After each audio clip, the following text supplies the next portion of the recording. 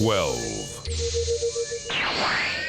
What even is PILAF? Is he a demon? A mutant? I think he's just PILAF, the impish little monster boy with dreams of world domination. Emperor PILAF is the epitome of a gag villain. Perfect for the infant days of Dragon Ball, he and his companions Shu and Mai Oh my god, I just got that pun. God damn it, Toriyama. are a batch of villainous schemers on the hunt for the Dragon Balls in order to control the world. But they aren't quite effective at their job. I'm pretty sure Team Rocket has had more long-term success than these guys. They're hardly intimidating, they're wholly ineffectual, and their designation as villains is barely qualified by their overall motives and some questionable acts they put our heroes through. But that's not what earns them this spot on the list. They're incredibly memorable, ridiculously endearing, and much like Team Rocket, they're a reliable source of comedy and charm. As Taka said, they were perfect for a series like Dragon Ball. Even their evolution into henchmen via King Piccolo works, as their own personal motivations adapt to this scenario, and their own brand of comedy helps give levity to the demonic ruler as he needs it. You can't deny how funny and memorable these guys are as the original villains of the entire series. So while they may not be intimidating, Effective, Or have a deep, complex motive. they're perfect, just the way they are. A little monster boy, a talking ninja dog, and a full-grown woman with way too much time on her hands. 11. And now for the exact f***ing opposite. he's the man, the myth, the guy who wears his job description on his back. He's Tao Pai Pai, also known as Mercenary Tao. While those who watched very little to none of Dragon Ball have had very little interaction with Tao, he was one of the most dangerous, intimidating, and effective villains in the entirety of the original series. With the ability to throw a pillar and ride it at the speed of sound, use energy blasts that put the Kamehameha momentarily to shame, and kill men with his tongue, this contract assassin is a mean mother who ends up beating Goku in their first battle, nearly killing him. While most of the other intimidating villains in this series up until now followed strict orders, Tao Pai Pai acted with almost complete autonomy and had very little in the way of comedic relief. He is a cold-blooded murderer, out for Goku's blood and would stop at nothing. Until, getting a grenade kicked in his face. It also helps that the actual battles between him and Goku are easily some of the best in the original run, and it's one of the first times you feel like Goku's life is really on the line. This pink-parading, ponytail-packing professional puts prior prolificates to shame. Unfortunately, while he's effective at his tasks, his motivations are realistically low.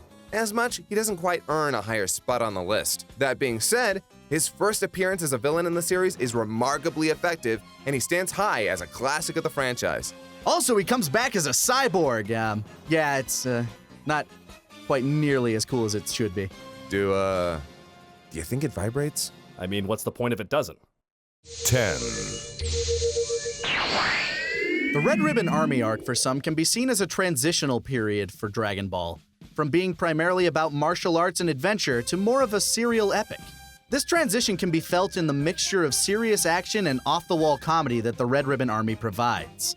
Led by the titular Commander Red, this private army's sole purpose is to track down and retrieve the 7 Dragon Balls. They will uproot homes, destroy habitats, and murder men, women, and children for their goal. Collective villains are rare in Dragon Ball, and the colorful cast, pun fully intended, that is employed by the Red Ribbon Army is a delight. Between Colonel Silver's ice-cold attitude, Ninja Murasaki's utter incompetence as a ninja, and General Blue's divine mixture of effeminate comedy and deadly ability, Goku and his friends have a tough battle on their hands. They really do cause no end of havoc for the heroes and civilians alike. So Goku's assault on Muscle Tower and Red Ribbon Headquarters is a fantastic series of events, and it isn't until Staff Officer Black, man, and I thought the Black Ranger from Power Rangers was a little on the nose, figures out the true motivation of his commander that things start to take a hilarious and dark twist. And the Red Ribbon iconography is all over the Android saga.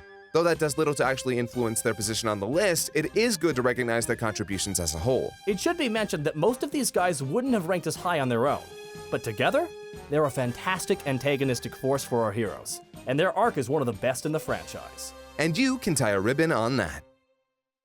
9. Speaking of a villain collective, here we have one of the few villainous teams in the entire franchise, the GINYU Force.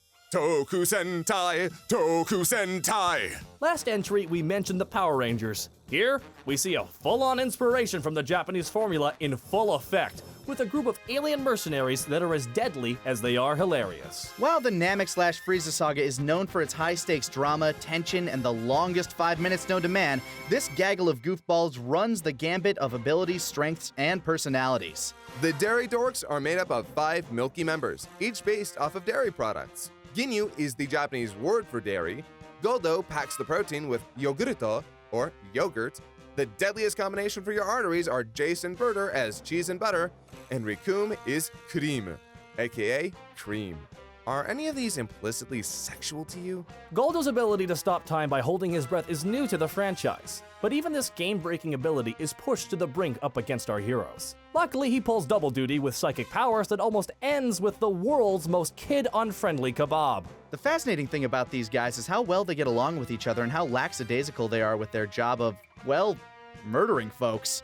They Rochambeau to figure out killing order and who will be lucky enough to take up the task, which makes them terrifying when their powers are put into full effect. And these guys also give Vegeta the biggest run for his money he's ever had. His battle with the rambunctious, eccentric Rikum is a marvel, full of sweeping attacks and heavy hits. And the accuracy and precision in which Jace and Burter coordinate their attacks would have been a match for any other character, if Goku had not shown up in the nick of time.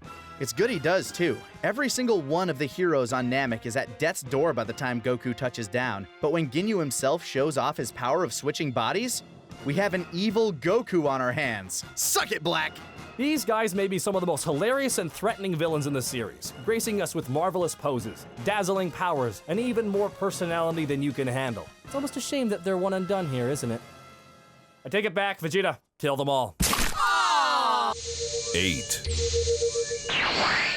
So we've already listed 2 homicidal androids on this list, but here we have the fresh, young, hip villains that would become the major threat of the arc. Or, well, that's what Toriyama originally thought anyway. Yeah, remember when we said that Toriyama's former editor, Torishima, told him that androids 19 and 20 weren't fit for the role of the big bads? Well, Toriyama then designed androids 17 and 18, only to be told again by Torishima, wait, this time they're just some brats? Can you imagine what the series would have been like if Toriyama never listened to his editors? And their total domination over the main cast doesn't stop there. They manhandle every fighter who steps up to them, leading to one of the most one-sided fights Vegeta has ever fought. And that's saying a lot for a guy whose major role in the series is make everything worse, then job as hard as possible. Jesus, spoilers, Kaiser! Androids 16, 17, and 18 are exceptionally different from the rest of the villains who made the list. From their piercing cold stares, their consistently casual demeanor, to their relationship with one another, and the motivation that drives them towards Goku. They don't feel like traditional Dragon Ball villains. Their youth alone makes them stand out, but the way they talk and interact with others gives them this unnerving aura that belies just how deadly they are. And boy, are they deadly. In flashbacks and History of Trunks, we see them murder every member of the main cast, with the exception of non-combatants such as Chi-Chi and Bulma, leaving only Trunks to save the day. For all intents and purposes, these guys won in another timeline. Well, until Trunks finally came back after Cell. Their character arcs are also some of the best in the series. While the androids of Trunks' future are murderous and unrepentant, Android 16 provides an unintentional moral compass that keeps his 2 siblings from stepping too far out of line. Besides their somewhat minor infractions, he also slowly learns to love the planet around him, and ends up sacrificing himself on multiple occasions to protect it, being part of the most powerful moments in all of Dragon Ball. The points against these guys are largely that their personalities are a little flat. While their development and their casual attitudes work well to sell their intimidating and dangerous nature, they sometimes come off as too subdued. Furthermore, their role in the series is downplayed by the bigger threat that follows. But all that aside, they're a great trio who I'd have loved to see get more development. Hint, hint. It really is magical to see Android 16 become more of his own character as time goes on, and also to see Android 18's development after the Cell saga. While Android 17's largest contribution to the series is one of the very best fights in the franchise, his actual development is, well, almost non-existent. But his sister, Android 18, ends up falling for series veteran Krillin. Of course, the downside to this is Toriyama making another strong female character and putting a baby in her for the sake of keeping the status quo, but at least she's still a badass mama. So, are we going to talk about how they're not androids? How they're actually modified humans, aka cyborgs? Well, what about Jinzo Ningen? Hey, Kaiser? Don't be a f***ing weeb, Lanny. 7, Some people have a hole in their lives that they try to fill by having children. Unfortunately for King Piccolo, there's no filling the hole that Goku left. But his offspring/reincarnation has every intention of following up on his tyrannical papa's wishes for world domination, and more importantly, killing Son Goku. It should be said up front that Piccolo is one of the best characters in the series, but his role as a villain is short-lived. But whoa boy, is it a crazy run. Shortly after being expelled from King Piccolo's stomach, chest, throat? Seriously, where does he come from? There's a hole the size of a 14-year-old in his abdomen. Anyway, he hatches to reveal a demon baby who is quick to explore the new world around him. Fast forward to the 23rd Tenkaichi Budokai tournament, and he makes his first appearance as an adult. At first glance, his green skin and devilish grin give him away as the Demon King himself, but it's pretty apparent that this Piccolo is his own Namekian. Well, not Namekian. I mean, he is, just not yet. Under the guise of Junior, he enters the tournament with his eyes set on killing Goku, making his way up the ladder to do so. With an air of mystery and menace, the audience is slowly exposed to this new incarnation of the Demon King. Sinister and murderous, but also less verbose than his daddy was, and adopts his own set of ethics and moral code.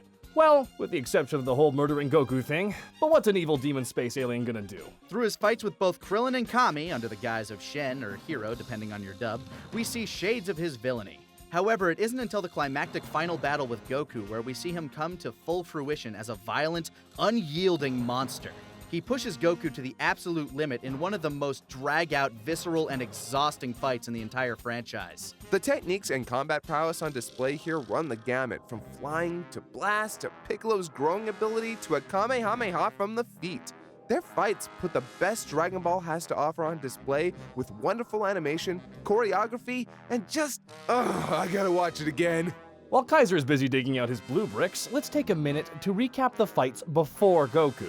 Piccolo's appearance is a chance for both Kami to come to the forefront as a character in the story, as well as for Krillin to get one of the most satisfying fights the poor little monk gets in the entire show, surprising both the audience and the Demon Prince? His battle with Kami also allows us to get a peek into the true nature of Namekians. While it's not explicit, they have a conversation in a language that's distinctly alien, though neither of them would realize this until later in the story. It's one of the few bits of foreshadowing within the series and really adds depth to the story. Also, Piccolo manages to reflect the evil containment wave, or Mafuba, again depending on your dub, in a turn that propels the stakes of the tournament, leading us to the climax. But what's interesting about Piccolo Jr. is how he develops after his loss. See, most other villains within the series don't really have much to do after they're defeated, mostly because, well, they're dead. This time, however, Goku makes a conscious effort to spare Piccolo, even providing him the means of recovery via Senzu, and then encourages him to get stronger as so they may repeat this all over again, which then becomes kind of a trend for Goku, for better or worse. But it's this act of mercy that allows us to see Piccolo develop from a villain with a laser focus of killing Goku into what would be a steadfast, invaluable member of Goku's entourage. Piccolo joins forces with Goku to defeat Raditz, temporarily adopts Gohan, and even sacrifices his life for the whiny little squirt, giving us a true redemption in Dragon Ball. And it's a beautiful thing. We'd only see a story as complex once more, but, well, we'll get to him soon. Let it be known, by the way, that I thought Piccolo Jr. and King Piccolo should have been one entry. I respect your input, I value it, and I disagree with it. I hear your disagreement, I acknowledge it, and you're wrong. When General Rildo...